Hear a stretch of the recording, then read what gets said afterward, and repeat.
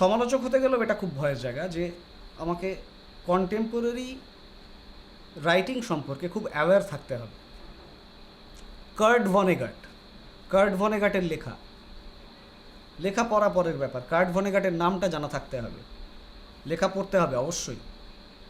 David মার্কসন, যার কথা বললাম, পিটার হান্টকে অফেন্ডিং দ্য অডিয়েন্স বলে একটা নাটক লিখেছিলেন, অস্ট্রিয়ান প্লেরাইট। এই সমস্ত বিষয়গুলো যদি পড়া না থাকে, জানা না থাকে, তাহলে সুবিমল মিশ্রের মতো একজন লেখককে আমি মূল্যায়ন করব কোন জায়গা থেকে? খুব কন্টেম্পোরারি ছেড়ে দিলাম, একটু পুরনো, বেশ পুরনো। জয়েস 41-এ মারা গেছেন, তার আগে যাবতীয় লেখালেখি। জয়েসের ডার্টি লেটার্স তার স্ত্রী নোরা বার্নাকলকে লেখা, যেগুলো এখনও এই 2010 সালেও ভারতবর্ষে ব্যান্ড। জয়েসের লেটার্স 3 ভলিউমে বেরিয়েছে। প্রথম volume edited by Stuart Gilbert, দ্বিতীয় এবং তৃতীয় volume edited by Richard Ellmann. এই বইগুলো এখনও ভারতবর্ষে banned. Very explicit sexual documents, সেই কারণে ব্যান্ড। আমরা সাবালক হইনি এখনও, ভারতবর্ষ সাবালক হয়নি এখন। সেগুলো পড়া আছে, জানা আছে, এরকম কোনো চিঠি আছে সেটা জানা আছে। ব্লুমসডে সম্পর্কে কোনো আইডিয়া আছে? 2004 সালে সারা পৃথিবী জুড়ে একটা হুল্লোড় হয়ে গেল। জয়েসের ইউলিসিস 16 জুন 1904, এই দিনটাকে কেন্দ্র করে তার 100 বছর পূর্তি 2004 সালে পৃথিবীর 38টা দেশ জুড়ে হইচই হয়ে গেছে। ভারতবর্ষে কেউ কিছু জানেই না। ব্লুমসডে সেলিব্রেশন কিভাবে হয়েছে? জার্মানির একটা নিউজ পেপার, একটা কমার্শিয়াল নিউজ পেপার, তারা ওই পার্টিকুলার দিনটির এডিশন সমস্ত কনভেনশনাল নিউজ বাদ দিয়ে দিয়েছে। শুধুমাত্র বইটার থেকে বিভিন্ন চ্যাপ্টার্স, বিভিন্ন প্যারাগ্রাফস নিউজের মতো করে রিফ্লেক্ট করে সেদিনের এডিশনটা করেছে। এই রকম কাজ হচ্ছে বাইরে। জয়েসের ওপর যে লিডিং কয়েকটা জার্নাল বেরোচ্ছে বিশ্বের বিভিন্ন জায়গা থেকে, 2008-এর ভলিউম, এখানে লেখার একটি বিষয়, আমি শিরোনামটা পড়ছি, the aesthetic instinct in action: Charles Darwin and mental science in a portrait of the artist as a young man. ডারউইনের সাথে জয়েসের প্রতিতুলনামূলক আলোচনা। এসব কাজ হচ্ছে বিদেশে এখন। আমাদের দেশে জয়েস নিয়ে কোনো নাড়াচাড়া নেই। বিষয়টা হলো, যে লেখাগুলো মাথার ওপর দিয়ে বেরিয়ে যায় সেগুলো নিয়ে আমরা হইচই করি, আর যে লেখাগুলো বিল্ডিংয়ের ওপর দিয়ে বেরিয়ে যায় সেগুলো নিয়ে কোনো কথা আমরা বলি না। বিদেশে ব্যাপারটা খানিকটা হয়, কিন্তু এটা ওদের দেশেও রয়েছে।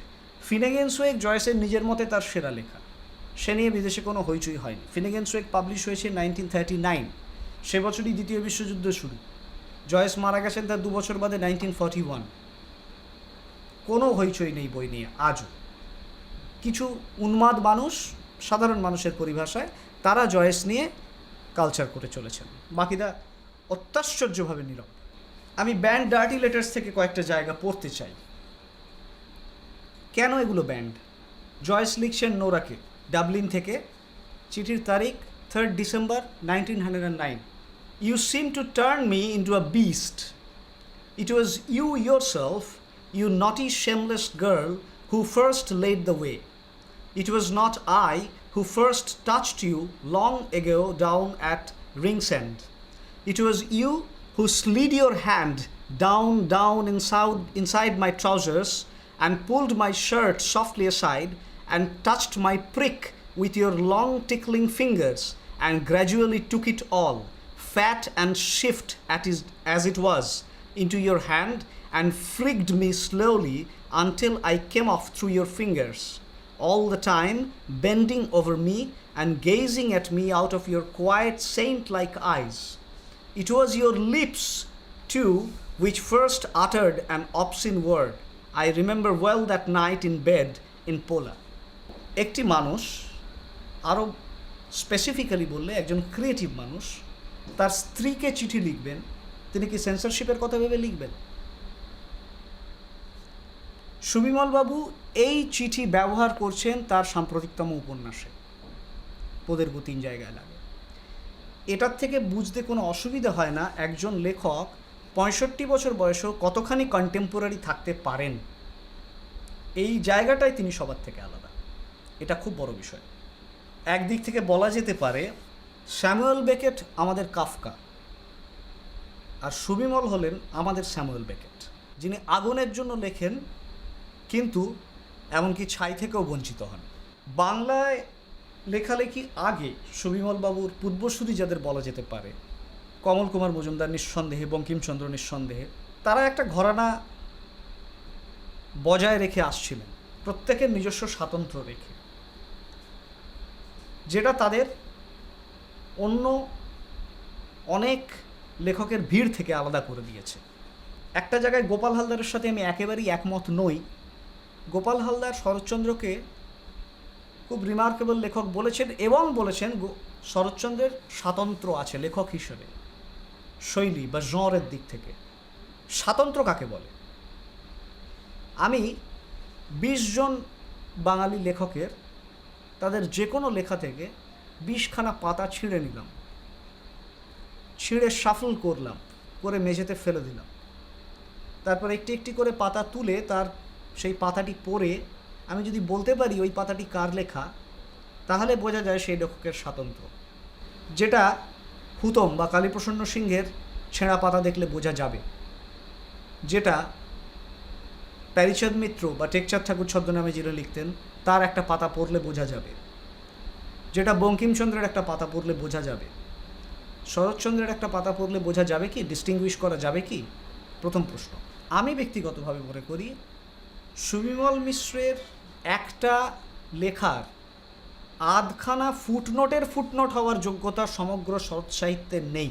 শরৎচন্দ্র বেসিক্যালি একজন কমার্শিয়াল লেখক এবং একজন ব্যর্থ লেখক, এবং এটাও জানেন সবাই যে শরৎচন্দ্রের জীবদ্দশায় এমনকি রবীন্দ্রনাথের বইয়ের বিক্রিও শরৎচন্দ্রের বইয়ের বিক্রির চেয়ে কম ছিল, এবং রবীন্দ্রনাথ একটু ঈর্ষাই করতেন এই জন্য শরৎচন্দ্রকে। বেকেটের লেখায় যে জিনিসটা দেখা যায়, জয়েসের সাথে বেকেটের যে পার্থক্য, জয়েসের সাথে বেকেটের পার্থক্যের জায়গাটা অনেকটা কমল কুমারের সাথে সুবিমলের লেখার পার্থক্যের সঙ্গে তুলনীয়। কমল কুমারকে কিন্তু সুবিমল কখনো অনুকরণ করেননি, হি নেভার ইমিটেটেড হিম। কমল কুমারের লেখায় যেটা আছে সেটা হলো পেডিগ্রি, আর সুবিমলের ল্যাঙ্গুয়েজ হচ্ছে ব্ল্যাসফেমাস, যেটা সময়ের দাবি। জয়েসের লেখা ছিল প্লুরালিস্টিক ভয়েস, আর বেকেটের লেখা মার্জিনাল ভয়েস। বেকেট ক্রমশ নিজের স্বরকে রুদ্ধ করে দিতে চেয়েছেন, এবং সেটা খুব সচেতনভাবে। এই জায়গাটা ভীষণ রকমভাবে লক্ষণীয় যে কমল কুমার যে পথে হেঁটেছেন সুবিমল একদম তার উল্টো পথে হেঁটেছেন, বা আরও স্পেসিফিক্যালি বললে কমল কুমার যেখানে থেমেছেন, আরও স্পেসিফিক্যালি বললে কমল কুমার যেখানে থেমেছেন সুবিমল সেখান থেকে শুরু করেছেন। ব্যক্তিগতভাবে আমার যেটা মনে হয় সুবিমল মিশ্রের লেখা পড়ে, সুবিমল মিশ্র একজন তীব্র ইগোসেন্ট্রিক লেখক। এই জায়গাটাতে অনেকটা কিয়েরগার্ডের সাথে ওনাকে তুলনা করা যেতে পারে। আর সমালোচক আর লেখক দুটো সম্পূর্ণ ভিন্ন জায়গা। দেরিদা বা ফুকোর পক্ষে আমার মনে হয় না কখনো খুব বড় লেখক হওয়া সম্ভব, তারা খুব বড় সমালোচক। টি.এস. ইলিয়ট বা